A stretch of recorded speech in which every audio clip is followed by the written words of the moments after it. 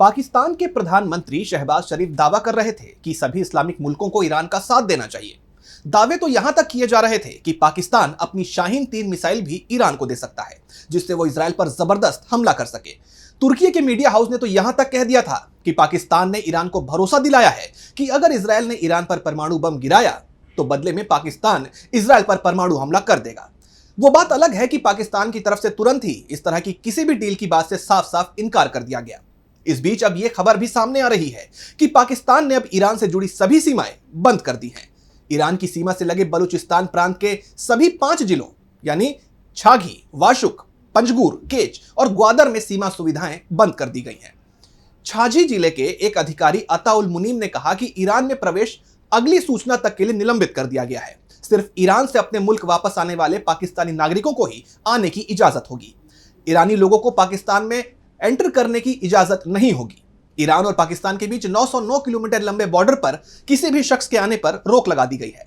इस वक्त लगातार इजरायल और ईरान के बीच चल रही जंग में दोनों ही देशों में बड़े शहरों को लोग खाली कर रहे हैं, क्योंकि ये शहर सबसे ज्यादा टारगेट पर लिए जा रहे हैं। ईरान की राजधानी तेहरान में भी भगदड़ जैसी स्थिति है। लोग हमलों से बचने के लिए यहां वहां भाग रहे हैं। एक तरफ इजराइल ईरान के परमाणु केंद्रों और सैन्य ठिकानों पर बमबारी कर रहा है, तो ईरान ने मिसाइल हमलों के साथ पलटवार किया है। तेल अवीव और हाइफा जैसे शहरों में जबरदस्त विस्फोट हो रहे हैं। मिसाइलों ने कई बिल्डिंगों को तबाह कर दिया है। ऐसे में सवाल उठ रहे हैं कि आखिर पाकिस्तान सरकार की नीति क्या है।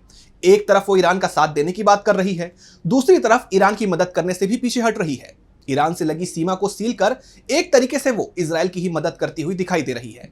पाकिस्तान की तरफ से ये खबरें आ रही हैं कि वो ईरान को हथियार उपलब्ध करा सकता है, लेकिन इसे लेकर कोई कदम अभी तक नहीं उठाया गया है, जिसके बाद यह माना जा रहा है कि शहबाज शरीफ भले ही बयान कुछ भी दे रहे हो, लेकिन वो अमेरिका के दबाव में दिखाई दे रहे हैं। एक तरफ पाकिस्तान इजराइल के हमलों की निंदा करते हुए ईरान का साथ देने की बात कर रहा है, तो दूसरी तरफ वो अमेरिका और सऊदी अरब जैसे सहयोगियों के साथ अपने संबंधों को संतुलित करने की कोशिश कर रहा है, जो ईरान के विरोधी हैं। सीमा बंद करना पाकिस्तान की रणनीति का हिस्सा हो सकता है, जिससे वो इस लड़ाई से दूर रह सके और अगर जंग जल्दी समाप्त हो जाती है तो ईरान के साथ अपनी दोस्ती को आगे बढ़ा सके। इसके लिए उसकी तरफ से इजराइल के खिलाफ बयानबाजी हो रही है, लेकिन बयानों से आगे पाकिस्तान नहीं बढ़ रहा है।